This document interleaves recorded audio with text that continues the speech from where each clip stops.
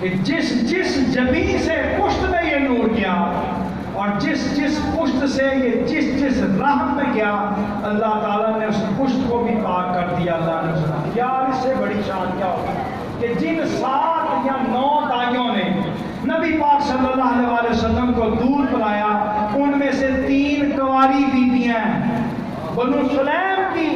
اللہ تعالیٰ نے حضور کے اس برکت سے ان میں سے کوئی بھی حالت کفر میں نہیں گئی، سب کو ایمان کی نعمت نصیب فرمائی۔ اور وہ دائیاں 3 کنواری دائیاں بنو سلیم کی کہ جنہوں نے حضور کو فرض محبت سے اپنے سینے سے لگایا تو اللہ نے ان کے پستانوں کو دودھ سے بھر دیا۔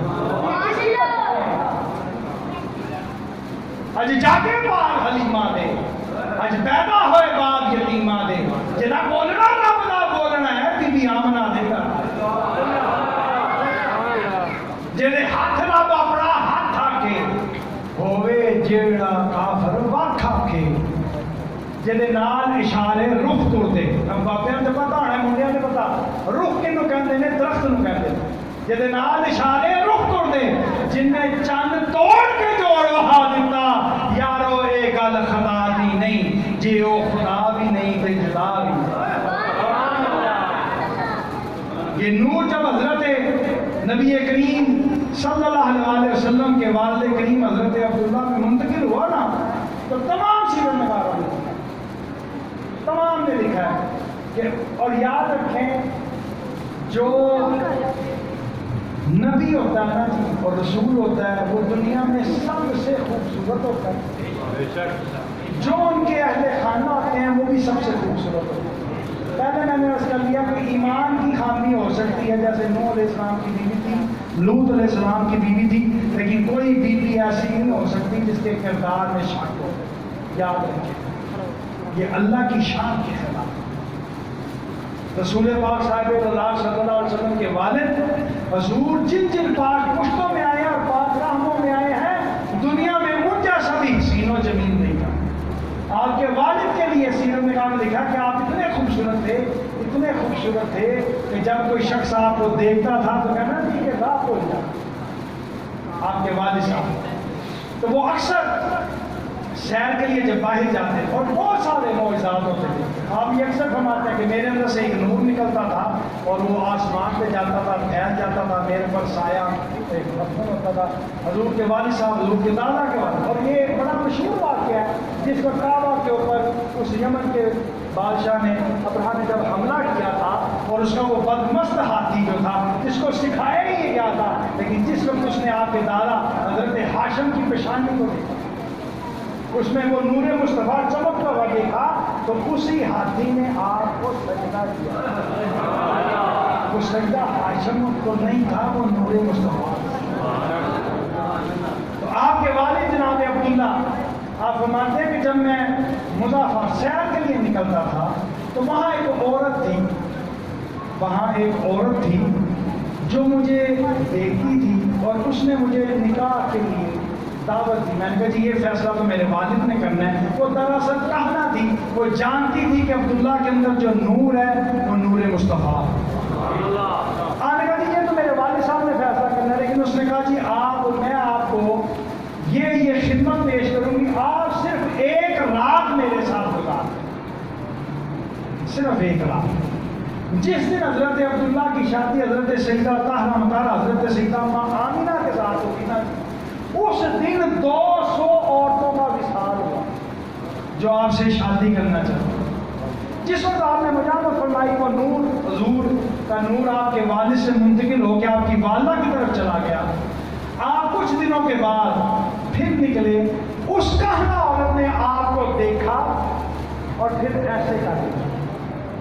روزانہ آپ گزرتے ہو روزانہ اور کوئی شخص آپ کو بڑی محبت سے دیکھتا ہو، بڑے شوق سے پاس بٹھاتا ہو، دعوت دیتا ہو، آؤ میاں جی بیٹھ لو، چائے پی لو، پانی پی لو، اور آپ کچھ دنوں کے بعد گزریں اور وہ آپ کو دیکھے پھر نہ دیکھے، میں ویکھاں تے او نہ ویکھے، او ویکھے تے میں نہ ویکھاں، لبو شاہ ایڈی قسمت کتھوں نے آ کے وہ ویکھن دے وچ ویکھا۔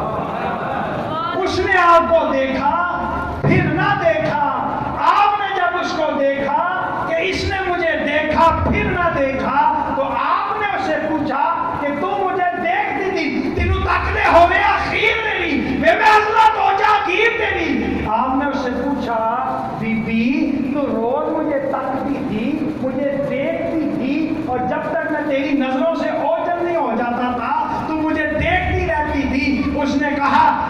اللہ جس کو میں دیکھتی تھی اب میں اس کو تجھ میں نہیں دیکھتی،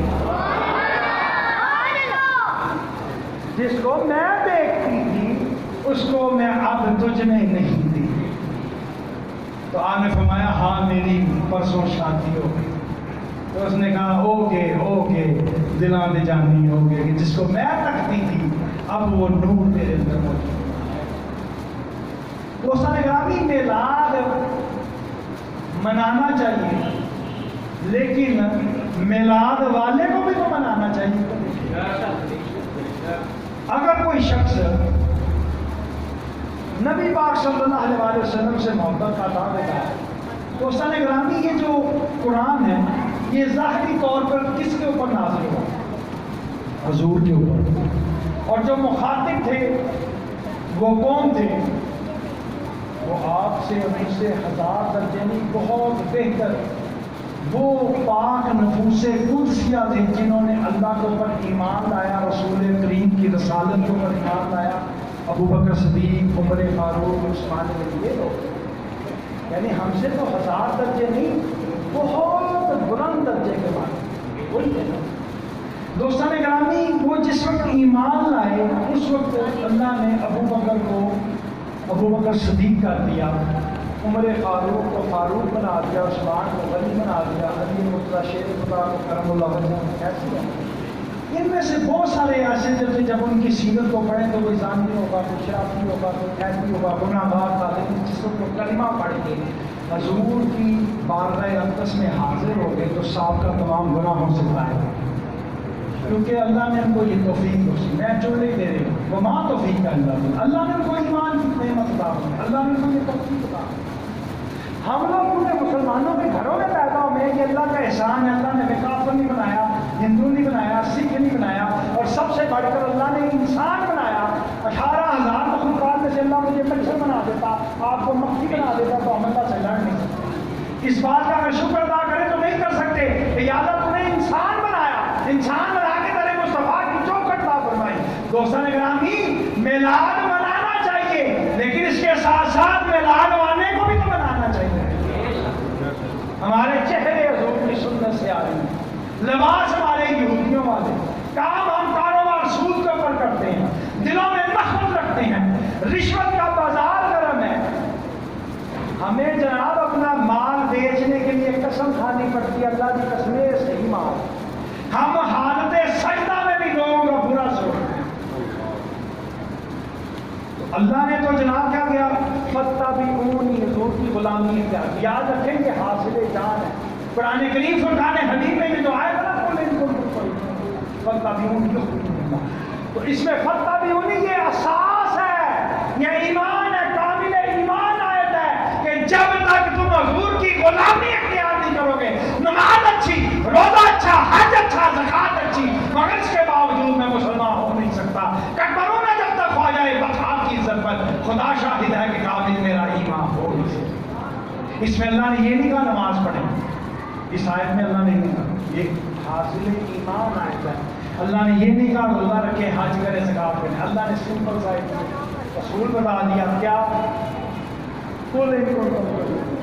اگر تم اللہ سے محبت کرنا چاہتے، اگر تم اللہ سے تعلق قائم کرنا چاہتے تو ایک چھوٹا سا کام کرو، پھر تم محبوب بنو گے۔ لیکن ان دونوں کے درمیان اللہ نے فرمایا فَاتَّبِعُونِی، پہلے میرے رسول کی غلامی کیا، پھر اللہ تمہیں محبوب بنا لے گا، اور جب اللہ تمہیں محبوب بنا لے گا تو پھر اولا کہنا رب دا کہنا۔ جب تمہیں محبوب بنا لے گا، لیکن سب سے پہلے کیا کرو؟ فَاتَّبِعُونِی۔ دوستان گرامی، جو نماز پڑھنے والا ہے وہ حضور کا فَاتَّبِعُونِی ہے، جو روزہ رکھنے والا ہے، جو حج کرنے والا ہے، زکات دینے والا ہے، جہاد میں جانے والا ہے، جس کے حلال کھانے والا ہے، کلوا واشربوا، پاک اور حلال چیزیں کھاؤ، تو وہی فَاتَّبِعُونِی کرنے والا ہے جو حضور کے صحیح دین مدین میں چلنے والا ہے۔ حقیقت میں میلاد کیا ہے؟ آج ہم اس جامعہ مسجد منار والی میں اکٹھے ہو گئے ہیں، یہ کچھ دوست بیٹھے ہوئے ہیں، یہ حضور کا میلاد ظاہری طور پر ہے، باطنی طور پہ کیا ہے کہ بندہ کامل مسلمان بن جائے کہ جس کو دیکھ کر اللہ کے فرشتے خوش ہوں کہ یا اللہ یہ تیرے حضور کے وہ بندے ہیں جنہوں نے تیرے رسول سے اپنی محبت کو اور تیری بندگی کا حق ادا کر دیا کہ یہ اس راستے پہ چلے جو ذات مصطفیٰ کا راستہ ہے۔ یہاں میلاد بھی کر رہے، حاضری کی جاندے ہو، لو بھی کی جاندے ہو، کھاکے مال یتیمہ دا پاج مسیتی جاندے ہو۔ ایسے تو نہیں ہے، یہ تو میلاد نہیں ہے نا، ایسی گیارہویں کا کیا فائدہ؟ اگر دوستان گرامی میں کامل ایمان نہیں رکھتا تو نقصان کس کا ہے؟ یہاں میں آپ کو دھوکہ دے دوں گا، آپ مجھے دھوکہ دے دیں گے، کیا ہم مصطفیٰ کریم اور پاک پروردگار کو دھوکہ دے سکتے ہیں؟ ہماری ساری بحث اس بات کا سب ہوتی ہے جھنڈے لانے چاہیے، ہم اس پہ لڑتے ہیں جھنڈیاں لگائیں۔ حضور دی والا فرماندی ہے کہ میں دیکھا کہ جس ویلے اللہ نے مینوں حضور دے نور نہ منور کیتا تے میں 3 جھنڈے دیکھے، مشرق سے بھی لگ گیا، مغرب سے بھی لگ گیا، ایک جھنڈا حضور پاک دی شان تے اللہ نے اپنے گھر دے اوتے لا دتا۔ یار اوتھے اللہ جھنڈے نو آنڈے ہے، جے تسی جھنڈیاں لا رہی ہیں تے تھانوں اتنی مصیبت پے گئی۔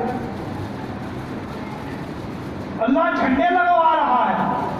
اور دوستان گرامی جھنڈے کہاں لگتے؟ آپ کا گھر ہو، آپ کا گھر ہو، آپ کا دفتر ہو، آپ کی گاڑی ہو، آپ اپنے گھر کے اوپر کسی سیاسی جماعت کا جھنڈا لگائیں، کسی کا بھی، اس کا مقصد کیا ہوتا ہے کہ جی بتانا یہ مقصود ہوتا ہے میں اس سیاسی جماعت سے وابستہ ہوں۔ ایسے ہی ہے نا، اللہ نے مشرق سے ایک جھنڈا لواتا، مغرب سے لواتا تے دس دیتا جتھے جتھے میں خالق ہوں اتھے وہ مالک جیتا، جتھے جتھے میں رب العالمین ہوں اتھے راحت العالمین، جتھے جتھے میری اللہ نے طاقت اتھے مصطفیٰ نے اختیار عطا فرمایا ہے، تے مشرق بھی ہونا جے تے مغرب بھی ہونا جے، تے یاد رکھو سونے نے اپنے گھر تے جھنڈا لگوا کے دس دیتا کہ گھر تے میرا ہے لیکن مالک مصطفیٰ۔